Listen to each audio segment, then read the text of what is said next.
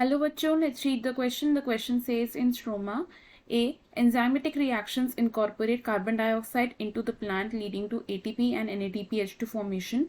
B. Enzymatic reactions incorporate carbon dioxide into plant leading to the synthesis of sugar which in turn forms starch. C. Light energy is captured to form glucose. D. ATP and NADPH2 are splitted and H2O and O2 comes out. तो question में हमसे पूछा है कि stroma में given options में से कौन सा इवेंट अकर हो रहा है. तो सबसे पहले क्या करेंगे, हम इस क्वेश्चन में की कॉन्सेप्ट को समझेंगे. सो इन दिस क्वेश्चन हमारा की कॉन्सेप्ट क्या होगा, क्लोरोप्लास्ट.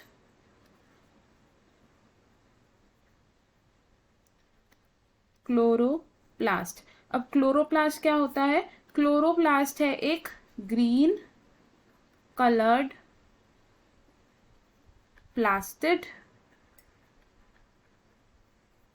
और साथ ही साथ क्लोरोप्लास्ट क्या है, site of photosynthesis, which means photosynthesis कहाँ पर होती है, इन द क्लोरोप्लास्ट.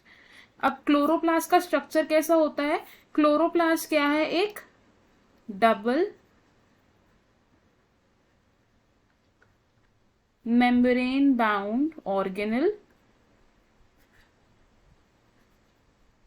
और इस डबल मेम्ब्रेन बाउंड ऑर्गेनल में क्या प्रेजेंट होता है, एक मेम्ब्रेनस सिस्टम प्रेजेंट होता है. मेम्ब्रेनस सिस्टम प्रेजेंट है और इस मेम्ब्रेनस सिस्टम के कंपोनेंट्स कौन कौन होते हैं, ग्राना, थाइलाकॉइड एंड स्ट्रोमा. तो अब जो स्ट्रोमा है, स्ट्रोमा में क्या होता है ये देखते हैं. स्ट्रोमा एक ऐसी साइट है जहां पर क्या हो रहा है, एंजाइमेटिक रिएक्शंस हो रहे हैं और इन एंजाइमेटिक रिएक्शंस का रिजल्ट क्या होता है, सिंथेसिस ऑफ शुगर, यानी कि शुगर की सिंथेसिस होती है. Synthesis of sugar, sugar synthesize हुई. अब ये जो शुगर सिंथेसाइज हो रही है ये फर्दर क्या होगी, कन्वर्ट हो जाएगी इन स्टार्च, फॉर्म्स स्टार्च.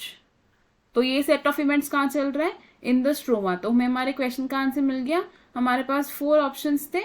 हमारा करेक्ट ऑप्शन क्या होगा इनमें से, option B, which says enzymatic reactions incorporate carbon dioxide into plant leading to the synthesis of sugar which in turn forms starch. तो हम क्या लिखेंगे यहाँ,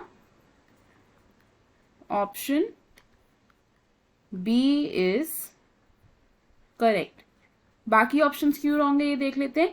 option A says enzymatic reactions incorporate carbon dioxide into the plant leading to ATP and NADPH2 formation. तो stroma में ATP और NADPH2 formation नहीं होता है तो इसलिए ऑप्शन रॉन्ग हो जाएगा. Option C says light energy is captured to form glucose. तो स्ट्रोमा में लाइट एनर्जी कैप्चर नहीं होती है तो ये ऑप्शन भी रॉन्ग हो जाएगा.